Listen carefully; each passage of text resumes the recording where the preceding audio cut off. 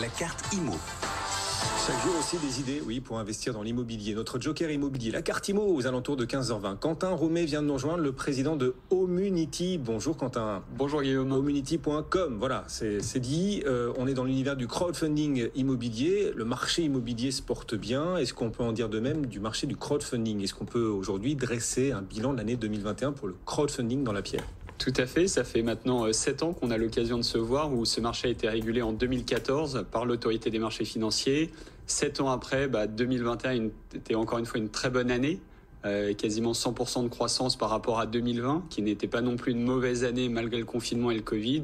Donc effectivement, l'immobilier est plutôt vert en France et c'est également le cas du crowdfunding immobilier. Alors, bon, l'immobilier et le crowdfunding immobilier au vert, très bien. Est-ce que la collecte a été importante en 2021, par exemple chez vous? En termes de rendement, à quoi aussi peut-on s'attendre? Alors ça fait quasiment 7 ans qu'on connaît 100% de croissance par an. Donc, et c'est pas une croissance qui se fait dans la douleur. C'est pas la croissance du rendement, c'est la croissance de la collecte. Exactement. Oui. Le rendement, on parlera, mais les moyennes, on est à peu près à 9% de rendement net avant impôt octroyé à l'investisseur. Il y a bien évidemment des risques qu'on met en avant. Mais niveau collecte, c'est une belle année où on s'approche du milliard d'euros collectés. On était à 10 millions à peine en 2014, 1 milliard cette année. Pour Homunity, sur cette partie crowdfunding immobilier, on est à 160 millions d'euros. On fait aussi quasiment 100% de croissance par rapport à 2020. Donc c'est assez incroyable. Il y a énormément d'investisseurs, de plus en plus de particuliers qui se positionnent sur ces plateformes. Le ticket d'entrée généralement est assez faible. On parle de 1 000 euros. Et maintenant, ce qu'on ne voyait pas avant, mais il y a des institutionnels aussi qui viennent investir. Et c'est ça qui permet d'avoir une collecte globale aux alentours du milliard d'euros. Alors, on va en reparler dans un instant. Est-ce que vous pouvez d'abord, pour qu'on soit très concret, pour ceux qui nous suivent, qui se demandent comment investir dans la pierre via le crowdfunding, à quoi ça sert, est-ce que vous pouvez nous apporter des exemples de projets que vous proposez aux particuliers de financer, les projets immobiliers qui vont peut-être redessiner les paysages dans lesquels on vit? Alors, l'objectif, c'est d'accompagner les promoteurs immobiliers ou des marchands de biens. Donc des marchands de biens, c'est quelqu'un qui va rénover ou réhabiliter un immeuble donné, de les accompagner au niveau de leurs fonds propres, c'est-à-dire l'apport que demande une banque pour accompagner un dossier donné, un peu comme un particulier qui souhaite acheter son bien immobilier. La banque ne lui prête pas 100% du montant, elle lui demande un apport. Là, c'est la même chose pour les promoteurs immobiliers, mais un promoteur va faire 10, 20, 30 opérations par an et Homunity ou d'autres acteurs vont réunir avec la foule, donc des particuliers, des entreprises qui vont placer de la trésorerie ou des institutionnels, 1, 2, 3, jusqu'à 8 millions d'euros par opération. On va réunir ces fonds pour les mettre à disposition des promoteurs immobiliers. L'intérêt pour ces investisseurs, c'est d'avoir accès à un rendement, généralement entre 8 et 10% annuel, sur une durée assez court terme. Les horizons de placement, on est aux alentours des 20-24 mois, selon la typologie des opérations. Ces rendements, ils sont quand même amenés à s'éroder ou pas? Parce que vous nous disiez, les institutionnels aussi se lancent de plus en plus dans le crowdfunding, aux côtés des particuliers, des institutionnels qui font, on l'imagine, monter les prix de la pierre. Est-ce que, à mesure que ces prix dans le crowdfunding immobilier, ces prix de la pierre vont monter, le rendement, lui, va finir par s'éroder? Est-ce que l'arrivée des institutionnels est une mauvaise nouvelle pour les particuliers? C'est pas une mauvaise nouvelle, ça nous permet d'accompagner une autre typologie d'acteurs.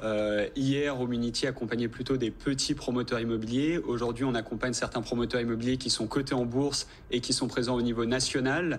Et on n'avait historiquement pas la capacité de collecter 4, 5, 6, 8 millions d'euros sur un dossier précis. Et aujourd'hui, la foule, donc des particuliers plus ces institutionnels, nous permettent d'accompagner des gros acteurs. Et vous avez raison, du coup, vu que c'est des acteurs qui ont les reins plus solides, forcément, le rendement octroyé aux investisseurs est plus faible qu'historiquement, mais on est toujours aux alentours des 9%, ce qui reste assez dynamique ou attractif. Et il avait tendance à progresser ce rendement dans le crowdfunding, et c'est vrai qu'il est très attractif. Attention, c'est un rendement non garanti. Il avait tendance à progresser, il ne progresse plus. Peut-être parce que les institutionnels aussi veulent prendre moins de risques, et ça contribue aussi, de ce point de vue, à tasser les rendements. Et il ne progresse plus, mais encore une fois, sur des petits acteurs qu'on va accompagner, j'ai envie de dire, c'est toujours des rendements quasiment aux alentours des 10%, voire plus sur d'autres plateformes, donc ça reste toujours extrêmement dynamique. Et sur, effectivement, mais des gros cotés en bourse, on est plus aux alentours des 7%. Donc historiquement, vous avez raison, aujourd'hui c'est en train de diminuer légèrement. Bon, je continue de vous chatouiller un tout petit peu, ça va pas durer longtemps, vous inquiétez pas. On sait aussi qu'il y a beaucoup de pénuries, de difficultés d'accès aux matériaux dans l'immobilier neuf pour le marché de la construction. Ce matin, la Fédération française du bâtiment a annoncé que la facture des chantiers en France avait augmenté, là, par rapport à fin 2020. Donc sur un an, elle avait augmenté de 15, 20, voire 25% cette facture des chantiers. Est-ce que ça risque peut-être davantage d'éroder les rendements, y compris en crowdfunding? Effectivement, ça aura forcément un impact si ça est amené à durer comme situation, parce que si la marge d'une opération s'amoindrit, le promoteur immobilier ne sera pas en mesure d'octroyer le même rendement aux investisseurs. Cependant, quand quelqu'un place ses fonds sur une opération donnée, le rendement est contractuel. Donc vous avez bien dit tout à l'heure qu'il n'est pas garanti, mais pour autant il est contractuel. Donc vous connaissez la durée d'investissement et le rendement. Et donc même si l'opérateur à l'instant T fait moins de marge au niveau d'une opération, il sera tenu de verser du 9% à l'investisseur.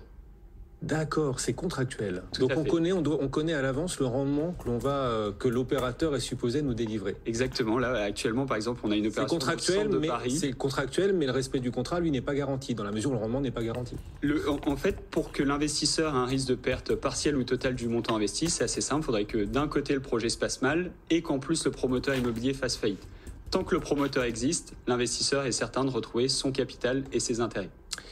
C'est très intéressant, c'est un placement, une forme d'investissement qui monte en puissance, et vous parlez de ces chiffres de la collecte spectaculaires dans le crowdfunding immobilier. Vous-même, par exemple, sur Homunity, quel type de projet est-ce que vous proposez aux particuliers de financer ?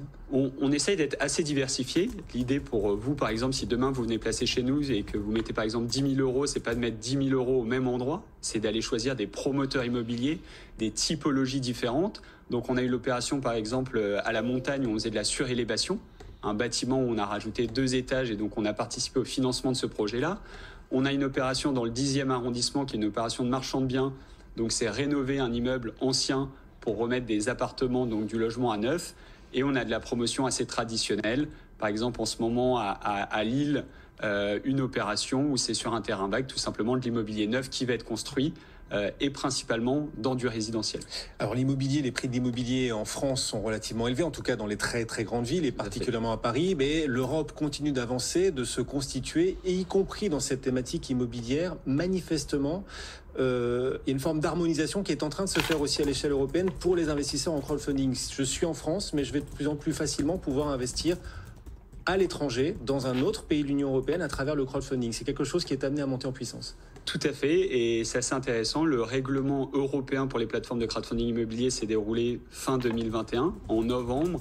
L'intégralité des plateformes ont 1 an pour se conformer à cette nouvelle réglementation.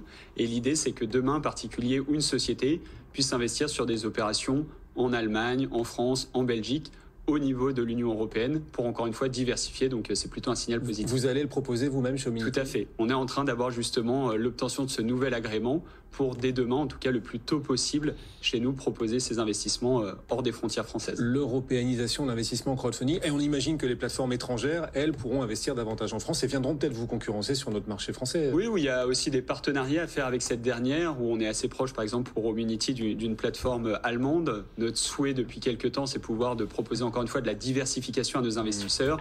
Hier, c'était impossible et demain, ça sera le cas.